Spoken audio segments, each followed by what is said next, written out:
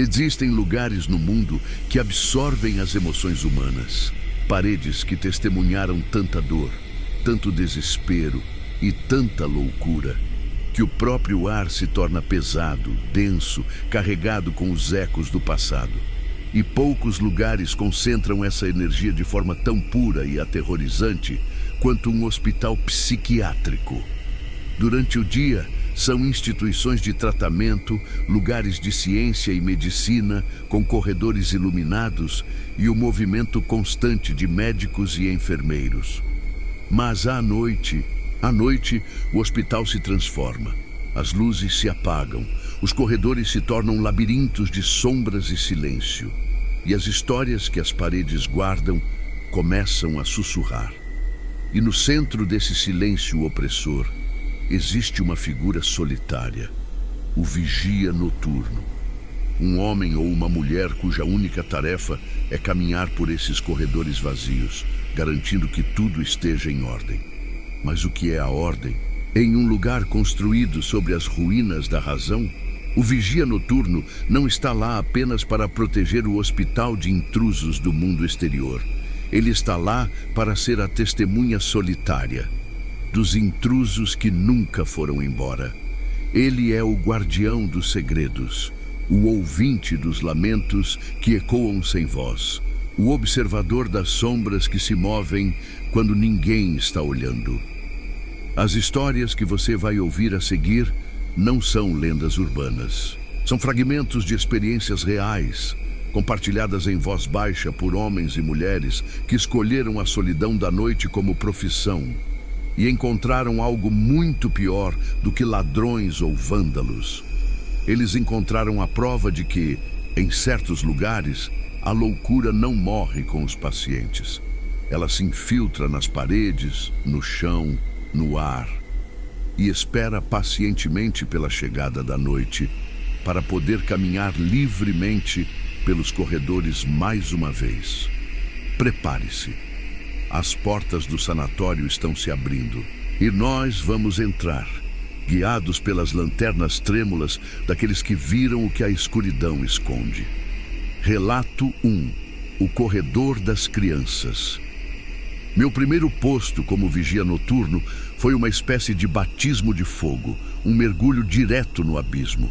O local era o antigo Sanatório Amparo, uma daquelas estruturas colossais e intimidadoras erguidas no início do século XX com a promessa de cura e isolamento. Com o passar das décadas, a modernidade e a falta de verbas foram condenando o lugar, ala por ala, ao abandono. A maior parte do complexo era um esqueleto de concreto, um labirinto de corredores silenciosos e quartos vazios. Mas uma pequena e teimosa seção ainda operava como um hospital de longa permanência para idosos. Meu trabalho, em teoria, era absurdamente simples: fazer a ronda a cada 2 horas, percorrer os limites entre o mundo dos vivos e o dos esquecidos e garantir que as portas das alas desativadas permanecessem trancadas. Uma tarefa monótona, quase meditativa. Mas entre todas aquelas portas, havia uma que parecia pulsar com uma energia diferente. Uma que eu aprendi a temer. A porta da ala infantil.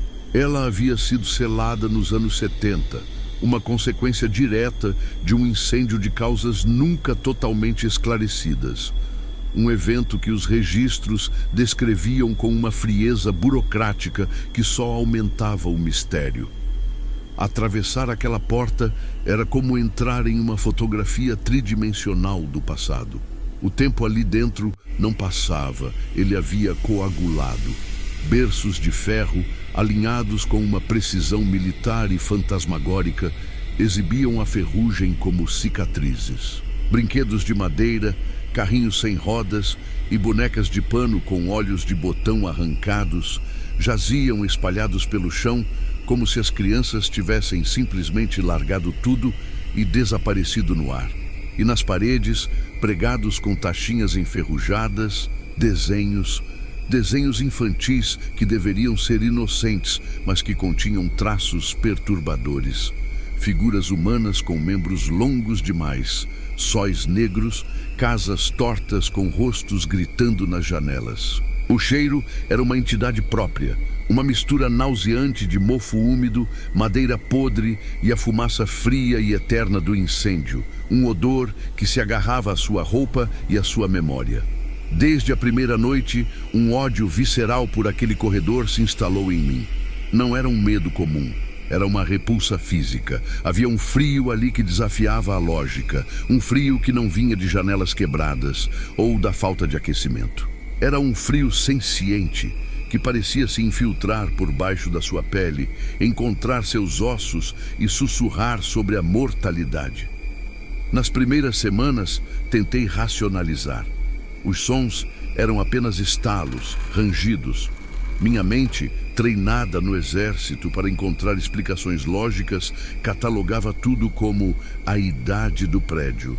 Um prédio velho estala, um prédio velho geme, é a física, é a gravidade, é o vento. Mas então, a física começou a falhar. Os sons mudaram, tornaram-se específicos, intencionais. Comecei a ouvir o que só podia ser descrito como o som de uma única bola de gude, rolando lentamente pelo chão de ladrilhos rachados do corredor.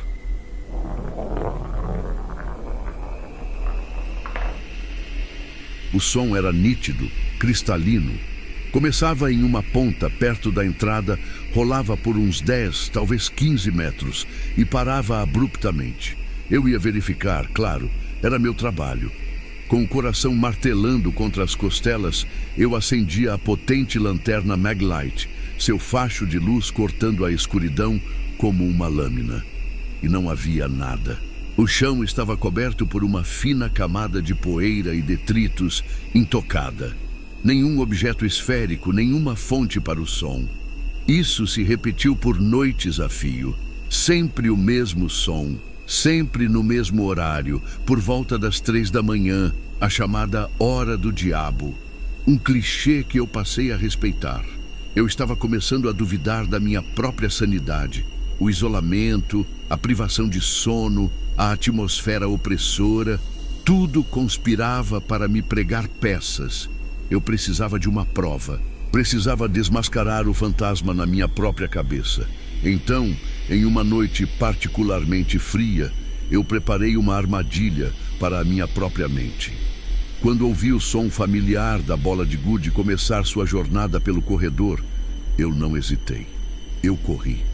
Corri com a urgência de um soldado sob fogo inimigo, com a lanterna firme na mão, determinado a flagrar o rato, o pedaço de gesso caindo, a corrente de ar, qualquer coisa que desse um fim àquela tortura psicológica.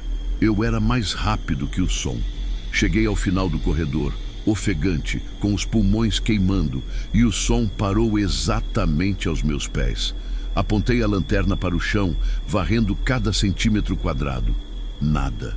Frustrado, irritado comigo mesmo, levantei o facho de luz. E foi quando meu universo inteiro se desfez. No final do corredor, ao lado do último berço da fileira, havia uma pequena figura. Não era sólida, não era um fantasma de lençol branco como nos filmes. Era como uma falha na realidade. Uma sombra mais escura que a própria escuridão, com o contorno inconfundível de uma criança pequena, talvez de uns 5 ou 6 anos. Ela estava parada, de costas para mim, completamente imóvel. O tempo parou. Meu treinamento, minha lógica, minha coragem, tudo evaporou. Eu era apenas uma estátua de carne e osso, paralisada pelo terror mais puro que um ser humano pode experimentar. A figura ficou ali naquela posição, por talvez 10 segundos, uma eternidade em que eu não respirei, não pisquei, apenas existi naquele momento de pavor absoluto.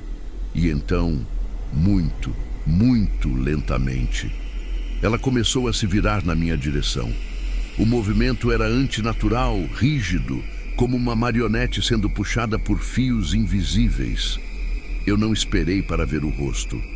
Um instinto primal, a necessidade de sobreviver, gritou mais alto que o medo. Dei as costas e corri. Corri sem olhar para trás, sem me importar com o barulho. Tranquei a porta da ala com as mãos trêmulas e me refugiei na minha cabine, onde passei o resto da noite encolhido, com todas as luzes acesas, esperando o sol nascer como um condenado espera o perdão. No dia seguinte, com a luz do dia me dando uma falsa sensação de segurança, marchei até a sala do meu supervisor e pedi transferência. Ele era um homem velho, com a pele curtida pelo tempo e os olhos cansados de quem já viu de tudo. Ele não demonstrou surpresa. Apenas me olhou por cima dos óculos com uma expressão que misturava pena e compreensão e disse em voz baixa: "Você também ouviu a bolinha, não foi, filho?" Ele não fez mais perguntas, não pediu detalhes, apenas assinou o papel e me transferiu para um posto no almoxarifado. Eu nunca mais pisei naquela ala, mas o eco daquela noite nunca me abandonou. Até hoje, anos depois, quando o silêncio da noite se torna profundo demais, meu corpo gela. E eu ainda acho que ouço, bem no limite da minha audição, o som fraco e cristalino de uma bola de gude rolando em algum lugar próximo. Se o som que você ouve no silêncio não é da sua imaginação, de quem ele é? Relato 2. A Cama 12. Eu trabalhava no Hospital Estadual de Oak Ridge, um complexo gigantesco que, como muitos hospitais públicos, tinha uma ala psiquiátrica que era praticamente um depósito para os casos que a sociedade preferia esquecer. Era um lugar funcional, moderno em sua maior parte, mas a tristeza e o desespero eram tão palpáveis quanto o cheiro de desinfetante que pairava no ar. Meu trabalho era uma mistura de tédio e ansiedade. Passava a maior parte da noite em uma pequena sala de controle, cercado por monitores que exibiam imagens granuladas em preto e branco dos corredores e quartos, e a cada hora fazia uma ronda para garantir que a noite seguia sua rotina de calma medicada. Havia um quarto, no entanto, que quebrava essa rotina. O quarto 12. Ele estava sempre vazio, com a porta fechada, a cama forrada com uma perfeição que parecia quase um aviso.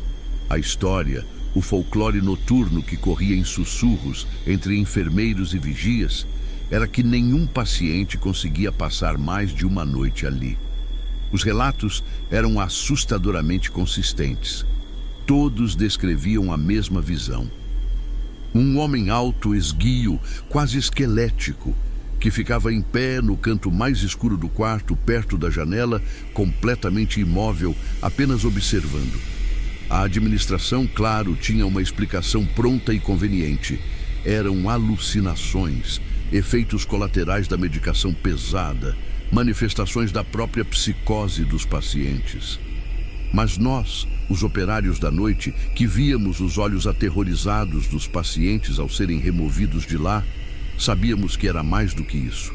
Em uma noite de terça-feira, a rotina foi quebrada.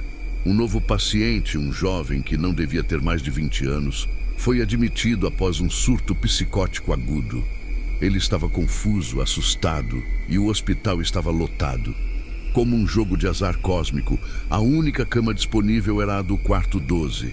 Eu observei pelos monitores enquanto os enfermeiros o acomodavam. Ele parecia exausto e logo adormeceu.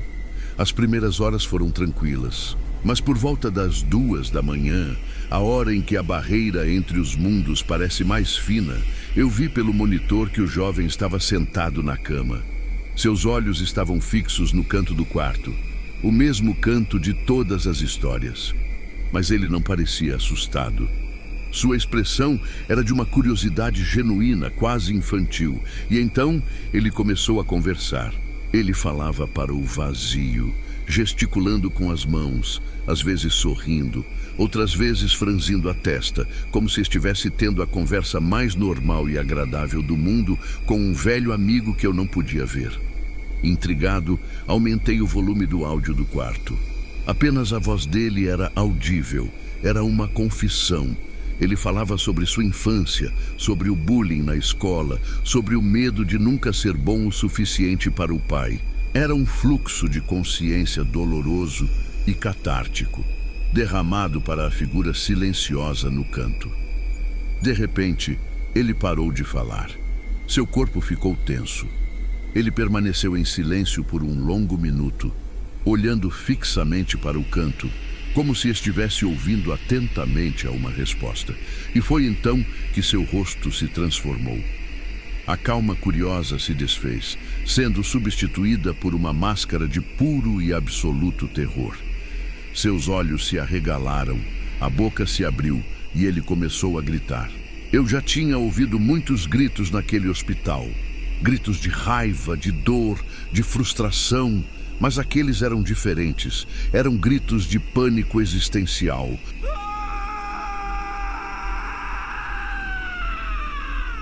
O som de uma alma sendo despedaçada, de alguém que acabou de ter a verdade mais terrível do universo revelada.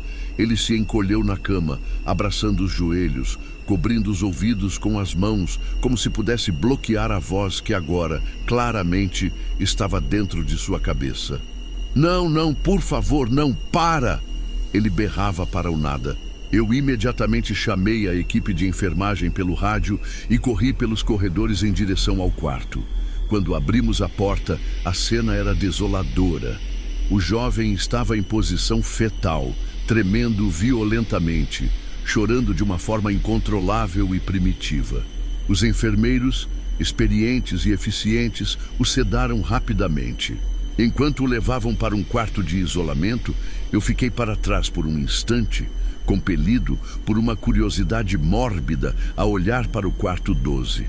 Agora vazio e silencioso, sob a luz fria da emergência. Foi quando eu vi. No canto do quarto, onde o paciente estivera olhando, a parede antes lisa estava coberta de marcas de arranhões. Não eram arranhões aleatórios de um surto. Eles formavam palavras, frases e mais frases, sobrepostas umas às outras em uma caligrafia antiga, elegante e fluida, como se dezenas de conversas tivessem sido gravadas ali. E no meio daquele emaranhado de texto ilegível, uma única frase se destacava. Estava gravada mais fundo, as letras mais escuras, como se tivesse sido escrita com uma força e uma raiva imensas, e parecia recente. A frase dizia: a loucura dos outros é o meu alimento. Eu senti o chão sumir sob meus pés. Fechei a porta com uma finalidade que nunca havia sentido antes e jurei a mim mesmo nunca mais entrar naquele quarto. O jovem paciente sobreviveu, mas sua mente não. Ele nunca mais falou uma única palavra. Passou o resto de seus dias em estado catatônico, com os olhos vazios, o olhar perdido em um ponto distante, como se a conversa que teve naquela noite tivesse roubado não apenas sua sanidade, mas sua própria alma. Às vezes, quando passo por aquele corredor e vejo a porta do quarto 12, eu me pergunto, o que foi que a figura no canto disse a ele? Que verdade terrível, que segredo cósmico poderia quebrar a mente de um homem de forma tão completa e irreversível? Se uma verdade pode destruir a razão, você realmente gostaria de conhecê-la? Relato 3. O som do piano. O nome Sanatório de Waverly Hills, em Kentucky, ecoa na comunidade de investigadores paranormais como um sinônimo de assombração. Mas o terror não é exclusividade dos lugares famosos. Eu trabalhava em uma versão menor, menos conhecida, mas igualmente carregada de história, no interior de Minas Gerais, o Sanatório Monte Claro. Durante o dia, o lugar era de uma beleza melancólica. Construído em uma colina, era cercado por montanhas e uma vegetação exuberante que tentava, sem sucesso, invadir e reclamar as paredes de pedra. Mas quando o sol se punha, a beleza dava lugar a um poço de tristeza palpável, uma solidão que parecia emanar do próprio solo. A história mais famosa do lugar, contada em sussurros pelos funcionários mais antigos, era a de uma enfermeira chamada Helena. Diziam que ela era uma pianista de talento extraordinário, cuja paixão pela música só era superada pelo amor que veio a sentir por um de seus pacientes. Um amor proibido, claro. Quando a relação foi descoberta, O escândalo foi inevitável. Helena foi demitida, humilhada, e em um ato de desespero, ela subiu até o último andar do prédio principal e se jogou, encontrando a morte no pátio de pedras abaixo. A lenda, como toda boa lenda, tinha um epílogo fantasmagórico. Em noites de lua cheia, o som do piano dela ainda podia ser ouvido.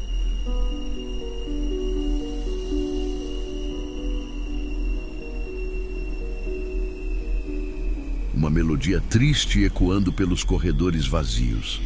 Eu, um cético por natureza e por profissão, sempre tratei a história com desdém. Era apenas um conto de fadas gótico para assustar os novatos e dar um pouco de emoção às noites monótonas. O piano em questão ainda estava lá, uma peça central em um grande salão de baile que não via um par de dançarinos há mais de 50 anos. Era um piano de cauda magnífico, uma obra de arte em jacarandá, mas o tempo havia sido cruel. Estava coberto por uma mortalha de poeira, com várias teclas de marfim amareladas e quebradas, e um exame superficial revelava que as cordas internas estavam arrebentadas ou irremediavelmente desafinadas. Seria impossível, fisicamente impossível, extrair qualquer melodia coerente daquele instrumento arruinado. Em uma noite de outubro, a lua cheia era um holofote prateado no céu, tão brilhante que quase não precisei da minha lanterna. Eu estava fazendo minha ronda por volta das 4 da manhã, a hora mais silenciosa da noite, quando o mundo parece prender a respiração. Eu passava pelo corredor que levava ao salão de baile quando ouvi. No início, foi tão fraco, tão sutil, que pensei ser o zumbido de um transformador ou o vento assobiando por uma fresta. Mas então, o som ganhou corpo. E não havia dúvida. Era o som inconfundível de um piano.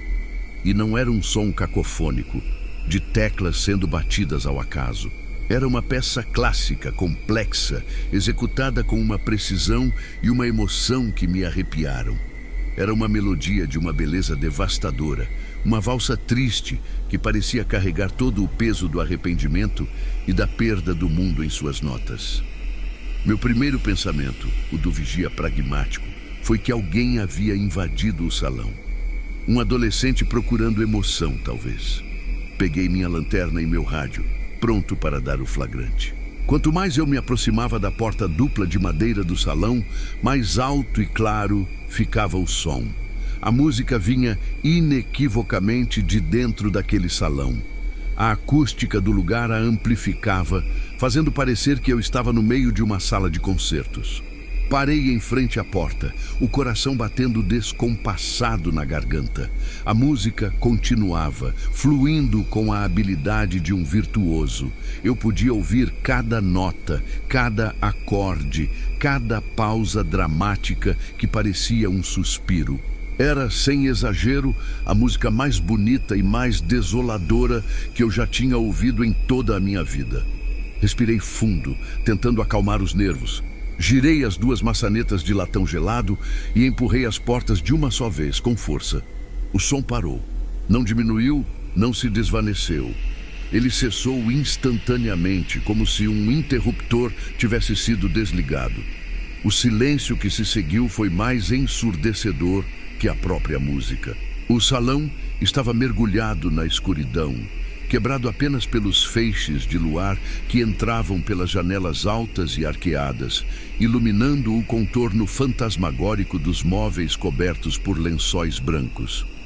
E no centro do salão, sob um desses feixes de luz, estava o piano, coberto de poeira, silencioso. E a tampa que protegia as teclas estava fechada. Eu caminhei lentamente, meus passos ecoando no silêncio sepulcral. Cheguei até o piano e, com a mão trêmula, passei o dedo sobre a tampa, deixando um rastro escuro na poeira espessa que a cobria. Não havia nenhum sinal de que tivesse sido tocada recentemente. Nenhuma marca de mão, nenhuma pegada no chão poeirento ao redor do banco. Tudo estava exatamente como sempre esteve, intocado por décadas. Fiquei ali, parado no meio do salão, tentando reconciliar a realidade dos meus sentidos. A música tinha sido tão real, tão presente, tão fisicamente audível, mas a cena à minha frente gritava que era impossível. Foi quando um arrepio violento percorreu minha espinha, uma sensação primitiva, inconfundível. Eu não estava sozinho. Era a mesma percepção que se tem quando alguém está parado bem atrás de você, perto o suficiente para sentir sua presença. Virei-me devagar, esperando o pior. E não havia ninguém. O salão estava vazio, mas por uma fração de segundo, eu juro pela minha vida, eu senti um cheiro fraco e doce de perfume de gardênias no ar. E mais perto do que um sussurro, eu ouvi o que pareceu ser o suspiro mais suave e triste que se pode imaginar. Um único sopro de ar que pareceu formar sem som a palavra obrigada. Eu saí do salão e não olhei para trás. Nas outras noites de lua cheia, eu evitava aquele corredor a todo custo, mas às vezes, quando o vento soprava na direção certa, eu ainda conseguia ouvir bem de longe a melodia triste flutuando pelo ar. E eu não sentia mais medo. Apenas uma profunda e inexplicável melancolia pela enfermeira que nunca pôde deixar de tocar. Se a dor de alguém é tão forte que continua ecoando depois da morte, quem somos nós para não ouvir? As luzes do dia podem ter voltado, mas as histórias, elas permanecem. Elas se agarram à mente, como a poeira nos móveis de um sanatório abandonado. O corredor infantil com seu jogo silencioso, a cama 12 e sua conversa fatal, o salão de baile e sua melodia fantasma. São mais do que apenas contos de terror. São testemunhos do que acontece quando a razão se cala e o inexplicável assume o controle. Os vigias noturnos, esses guardiões solitários da noite, não são apenas testemunhas. Eles são a prova viva de que certas energias, certas memórias são tão fortes que se recusam a desaparecer. Elas se tornam parte do lugar, repetindo seus últimos momentos em um loop eterno de tristeza e desespero. Eles nos lembram que quando caminhamos por lugares carregados de história, nunca estamos realmente sozinhos. Estamos caminhando sobre as cinzas de milhares de vidas, de milhares de dores, e às vezes essas cinzas ainda estão quentes. O que diferencia um prédio antigo de um lugar assombrado? Talvez seja apenas a nossa disposição para ouvir, para prestar atenção aos sinais que sempre estiveram lá. O frio repentino no ar, o som que não deveria existir, a sombra que se move no canto do olho.